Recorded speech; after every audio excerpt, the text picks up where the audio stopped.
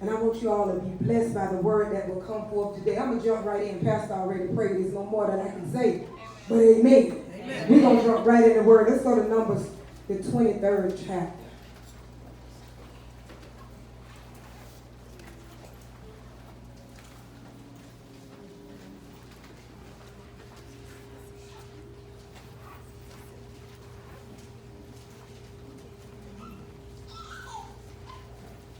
If you got to say amen.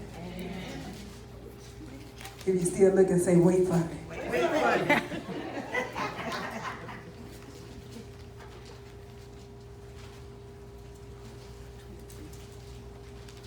If your neighbor's still turning pages, help them find Numbers. It's up in the front of the Bible.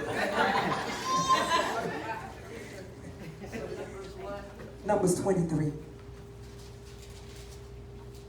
We're going to go right into the word and the reading of the word. Then Balaam said to King Balak, build me 7 altars here and prepare 7 young bulls and 7 rams for me to sacrifice.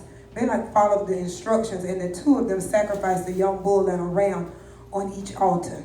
Then Balaam said to Balak, stand here by your burnt offering, and I will go to see if the Lord will respond to me. Then I will tell you whatever he reveals to me. So Balaam went along to the top of the bare hill, and God met him there. Balaam said to him, I have prepared 7 altars, and I have sacrificed a young bull and a ram on each altar. The Lord gave Balaam a message for King Balak. Then he said, go back to Balaam and give him this message. Balaam returned and found the king standing beside his burnt offering and all the officials of Moab. This was the message Balaam delivered. How many times that we know when somebody got a big investment, the best thing to do is tell them, maybe you stand here and watch your own investment. Because can't nobody watch your investment better than you. So as the kings, as Balaam went to see Jesus, he told King Balaam, you hold your offering right here, because I can't replace it. You watch your own, because if I lose it, I can't replace it. So you stand here and watch your own. I'm going to continue to read on to the 5th verse. And I know my Bible is a little different, but I know y'all can still follow along. Balak summoned for me to come from Aram. The king of Moab brought me to the eastern hills. Come, he said, cruise Japheth for me. Come and announce Israel's doom. But how can I curse those who God has not cursed? How can I condemn those whom God has not condemned? Many times people want to hook up with us because they want us to do a job that they're not bold enough to do. Many times they want to hook up with people that they think that they can have a controlling spirit over. And that's why I figure if I can't do it myself, I got to get somebody that I can control. Somebody that I can just speak a word and they'll see things the way I want them to see them. They won't see them the way they really are. They'll see them the way I tell them to see them. That's why many people look for the weakest link in the camp. Many times we look for the weakest link that we can find because I don't want you to have a mind to think of your own. I want you to just take my word. We're going to continue to read. My God. Whom we can count Jacob's descendants as numerous as dust. Whom can count even the fourth of Israel's people. Let me die that righteousness let my life end like theirs. We're going to skip down to the 12th chapter, and then we're going to skip over to the 18th chapter. The 12th chapter reads, but Balaam replied, I will speak only the message that the Lord put in my mouth. How many of us know that many times we say things that sound good? Just because we want the accolades of others. We won't tell people what God has told us to say. Because many times when God tells us to say it ain't the most popular thing. Many times we discredit the people that God will connect us to. Because a lot of times God connects us to people who's already been through situations that we're about to approach. So I'm going to do, see my child, she living right. She done did some things and I tell him, I done paid my dues. I done paid my dues. So God will connect me with somebody who done went through situations that I'm about to approach so that I can, when you go to school, when you take a test, if you pass certain tests, they'll fast track you. See, anybody know what I'm talking about? Anybody know how you'll take a test and they say, well, I'm not going to even give you these classes right here. It ain't no need for me to give them to you because you know what the results going to be because you done learned my word. So God will connect you with people so that you can take a fast track. You already got, you know if you touch that hot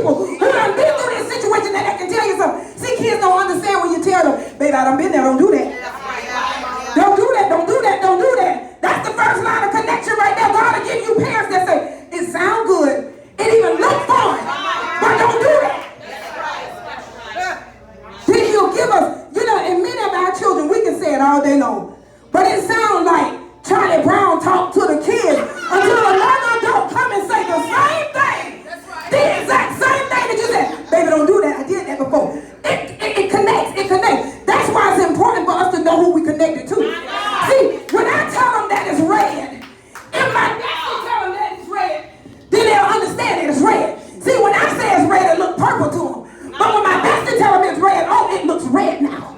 That's why we have to be careful to who we connected to, who we allow to sow in our spirit, but who we allow to sow in our children's spirit.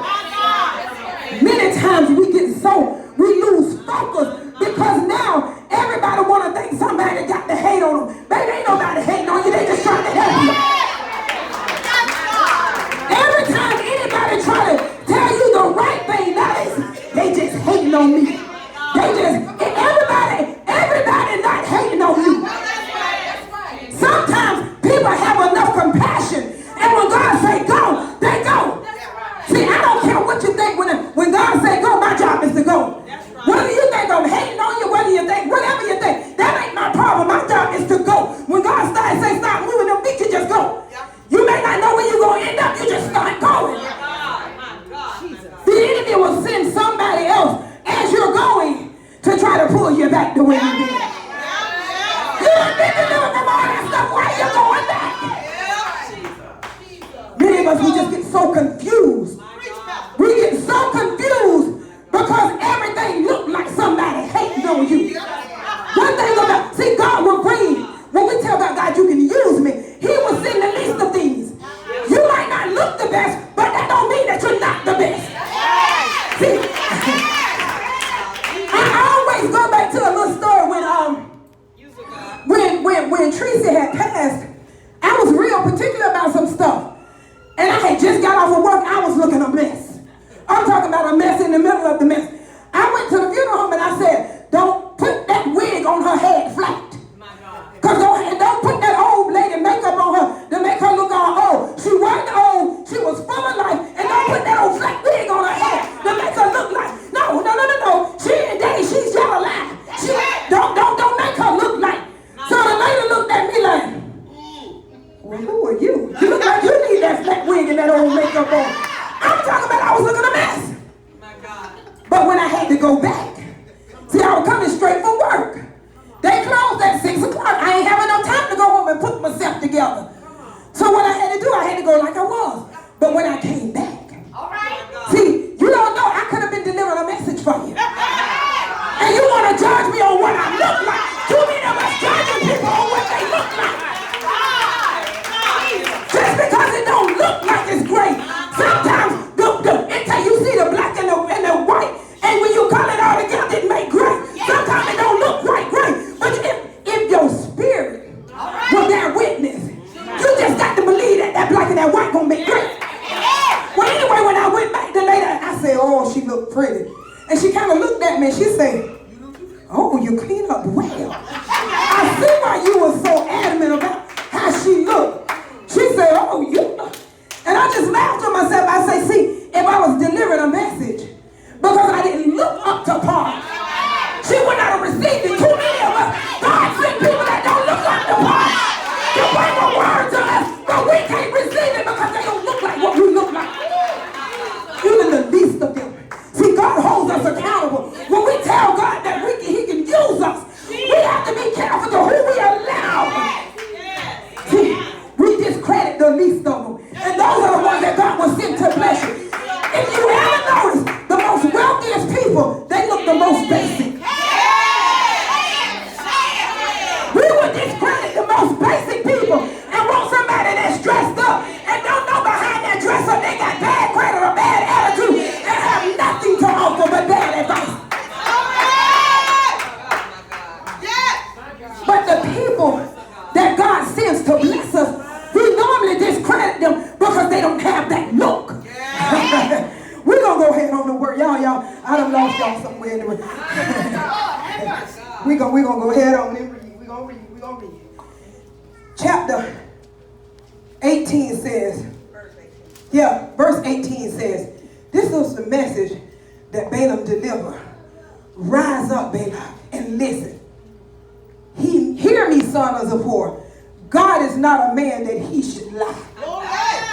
He is not human, so he does not change his mind. Has he ever spoken and fail to act, somebody need to tap themselves and say, God, you ain't never spoken fail to act. You may not have come when I wanted you, but you didn't never fail to act. See, it's like going into the bank. You know, you can make a deposit in the bank. And sometimes they'll say, well, this check is going to be on a 7-day hold. I can't give it to you right now because if I give it to you right now, you ain't going to do the right thing with it. God, we make deposits and God say, I can't give you the return on this deposit yet. Because if I give it to you right now, it ain't going to be used for what I intend for it to be.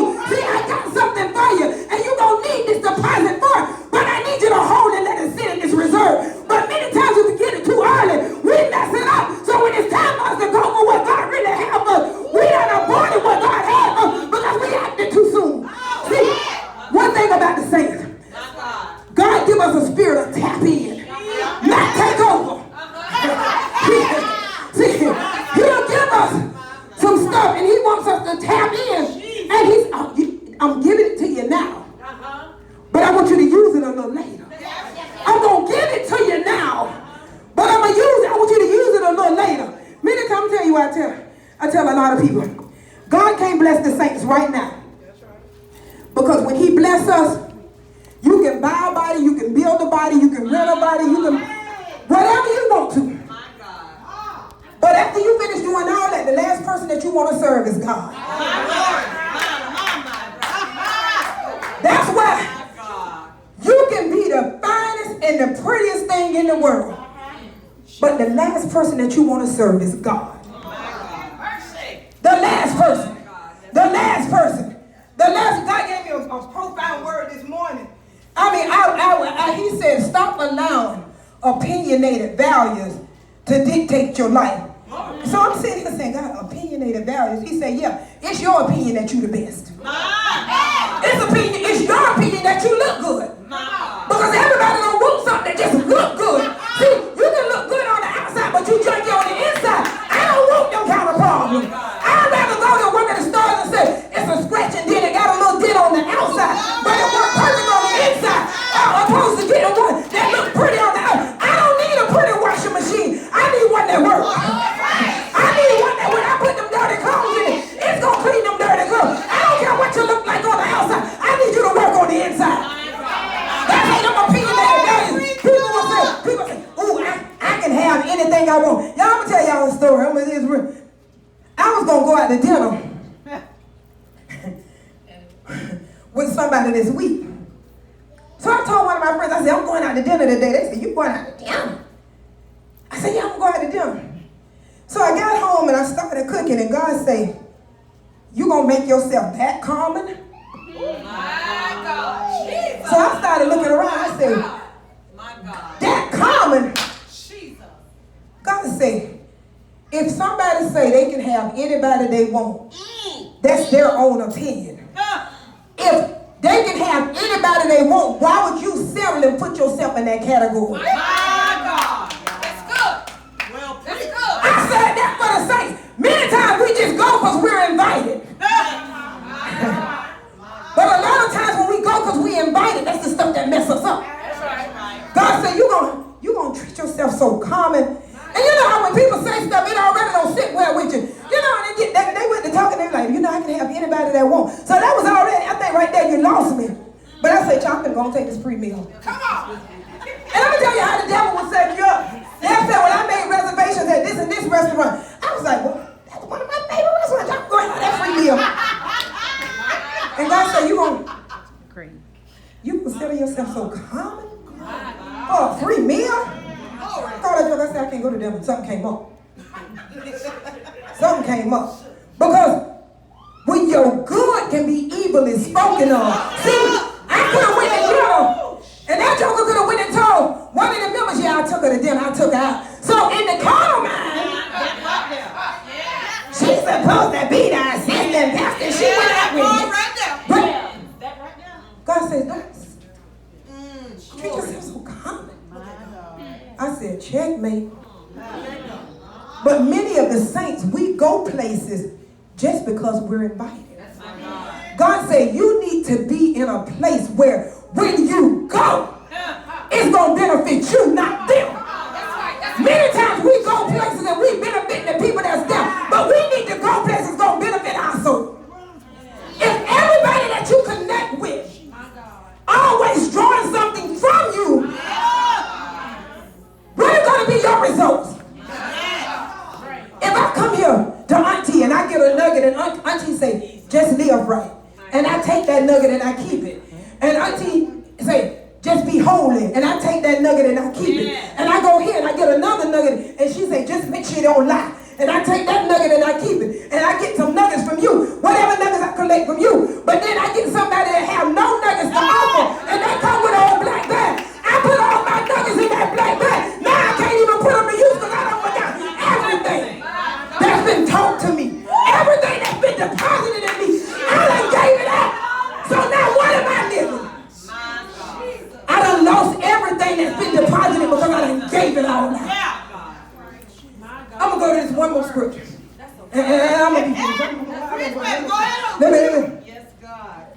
Balaam took Balaam to several places to try to entice him to curse the Israelites. Wow. He thought a change of scenery might help Balaam's mind to be changed. Let me tell you something. Integrity and character, you can take me any way you want to go. If I'm valued with my integrity and my character, my no gonna be no, my yes gonna be yes. I don't care if you change the scene. I don't care what you do. I'm gonna still, if you got integrity, you can take me anywhere in the world, whether it be in church or out. See, in church, a lot of people got integrity. Inside these four walls, a lot of people have character. They even have a form of God. But when they go outside the door, you change their scene. They forget about God. And everything every nugget that they collected, they forgot about it. Because you changed their scenery. One thing about character and integrity, it don't leave because your scenery changed. You can take me to the mall, I'm going to be saved. You can take me to work, I can be saved. You can take me to the park, I'm going to be. If you saved and living right, wherever you take me, I should be saved. If it's better than you, you're going to live. You're going to live what you're supposed to live.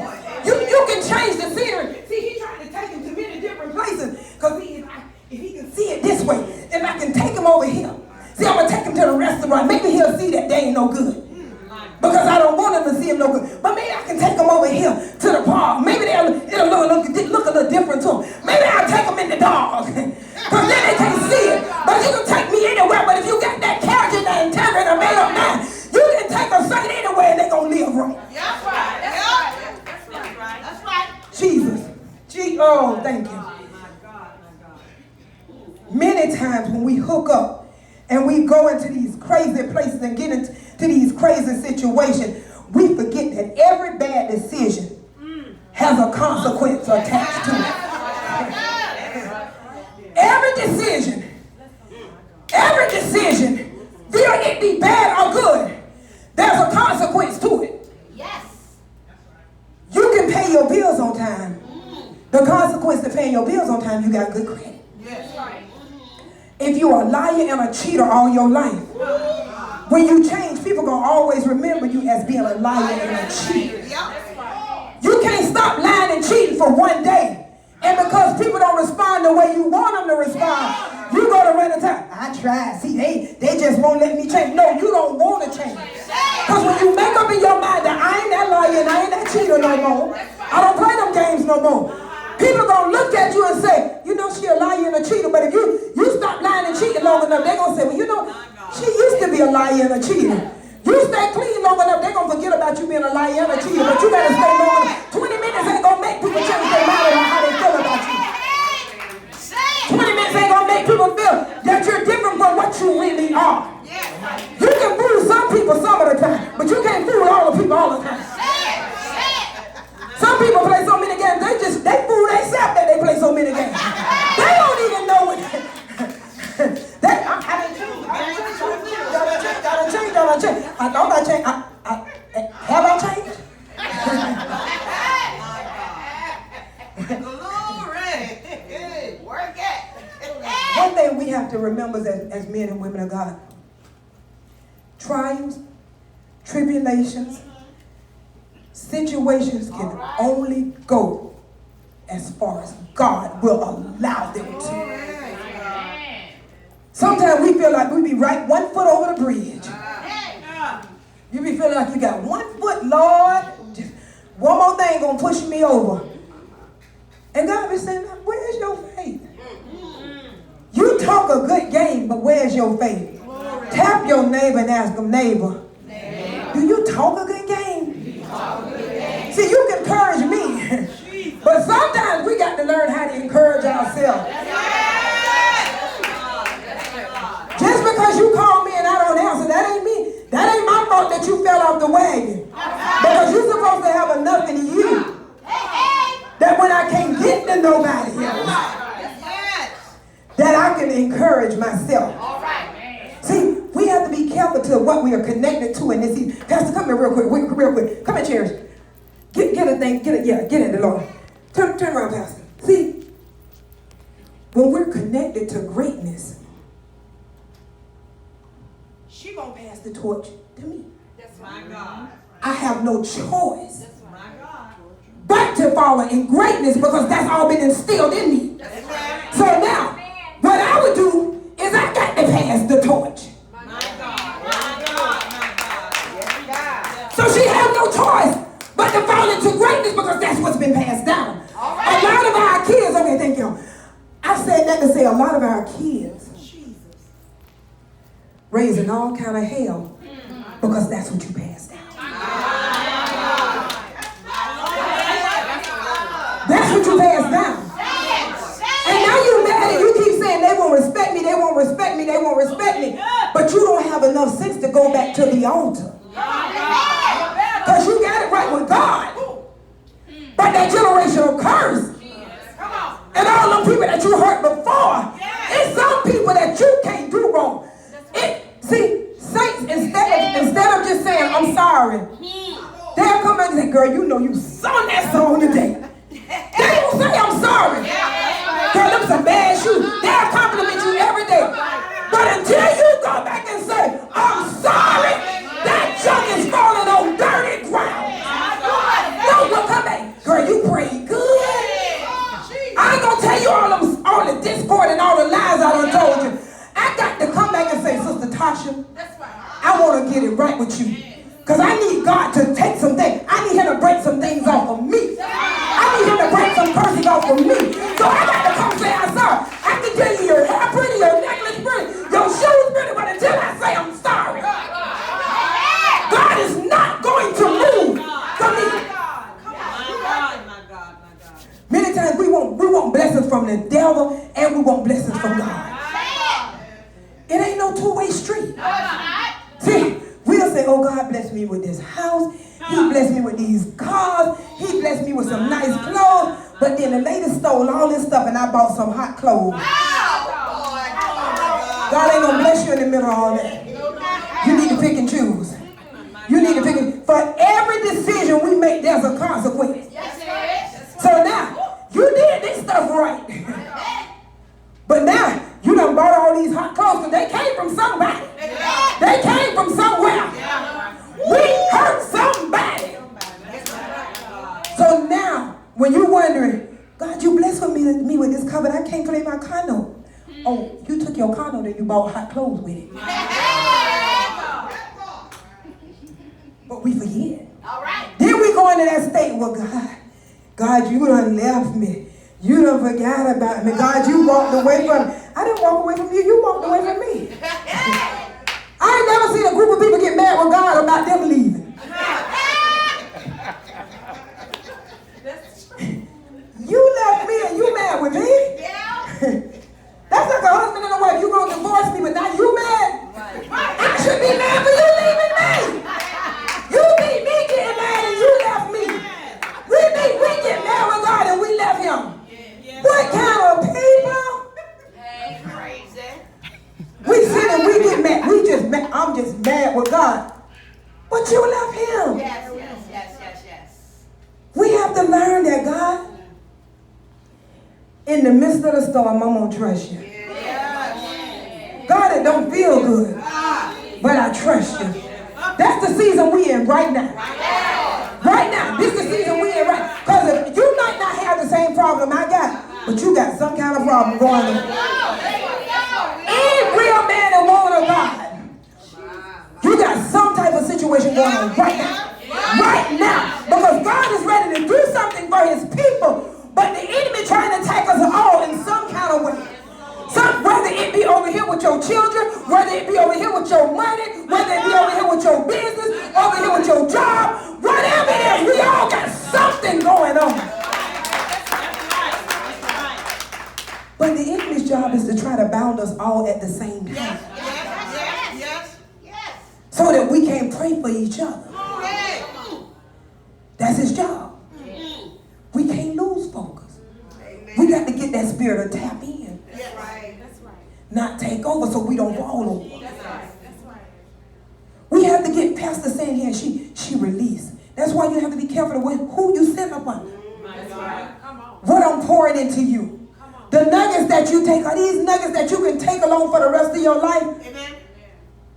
Or are they just plant seeds that are being planted? That one day they're going to water and they ain't going to grow up to be nothing. Sometimes you know farmers can plant some seeds and they get no return from it. That's right. But then you can plant some seeds and you can eat all season. That's right. I be eating on them collard greens that my pastor plant all season. You can plant some seeds and they'll grow all season. But what are you planting? Amen. That's right. Because they may not grow this season. I've seen watermelon seeds that we spit out as kids. This year we ain't getting no little watermelon plants. But 2 years later we like, where them plants come from? We ain't putting no seeds down there. You planted them years ago. When those kids was children and you keep telling you just like your daddy. Year 1 and 2 and 3, they might not have act like they daddy. They might have looked like you, walked like you, talked like you, and quacked like you. But year 4, 5, and 6, those seeds you planted are beginning to bloom. We got to be careful to what we plant in our children. We have to be, because one thing about it, when we plant them, they may not grow today. They may not grow tomorrow. They may not even grow in 2 years. But before you leave this world, they're going to grow some kind of way. When we were kids and we were going out to the club and we was doing that, my mama never told us we couldn't go. But what she always did is she prayed for them. God save my children. We didn't understand what she was saying while she was planting them seeds. That's right. Those are seeds. When you, Lord save my kids. We don't understand. We just know, oh, mama don't pray for us. We finna go. We gonna be all right. Those are seeds that planted.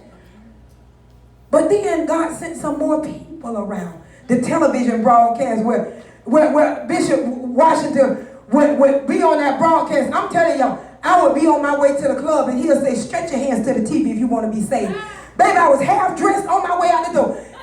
Dear God, I come to you right now. I want to be saved. I probably repeated that prayer every Sunday night on my way to the reggae club. And then I was on my way to jazz court. They had reggae on Sunday nights, but I had enough. Dear God, I say this prayer fast now. I'm coming to you, come on. I got to get the end of this prayer. You need to hurry up and say this prayer. So I can get out this door. I want to be saved. I'm a sinner. I want to be delivered. Come on. I'm getting close to this door. But those seeds that we plant, they begin to grow. Instead of telling your kids what they're not, we got to begin to tell them what they need to be. When we plant the seeds and we get this result, we got to uproot some stuff. Come on. That's right. And plant some more seeds. But you got to turn the soil first. I ain't no planter, but I know my mama's out. We got to turn the soil. So that means we got to get all that stuff that's going to keep it from growing. We got to get all that junk out my way. We got to get up all the weeds. We got to pluck up all that stuff that will cause my seeds not to grow. All right. Then we plant. Yes. Then we water. Yes. And watering by connecting with the right people. Child, I done told that child 15 times that she need to be saved. Can you tell that child to be saved? Or we connect with people that don't take over, but they tap in and they just say, cherish. God said he wants you to sing. When we tap in. Sister Keita tapped in. She said, God say sing. Amen. Just sing. I always tell people your deliverance is in your gift. That's right. My God. And if you don't operate in your gift, you can't be delivered. That's right. Preach, baby. If you refuse to operate in the gift that God gave you, you're just basically saying, I refuse to be delivered. God give us everything that we need to be delivered. Many of us are afraid. But if we begin to operate in our gift, you can start singing day one. And that song might not sound quite right to you. But if you keep singing that song, and you keep singing that song, even you'll begin to say, oh God, I sung that song. Because people can tell you, girl, you sung that song. But when you convince yourself, when you begin to operate in your gift, you be, God, you use me. God, thank you for choosing me to use me. That's when deliverance begins to take place. Lay your hands on yourself and let God. Am I tapped into my gift? Am I tapped into my gift? God. God. Am I tapped into my gift? Am I tapped into my Everybody gift? stand up and give God a hand clap of praise.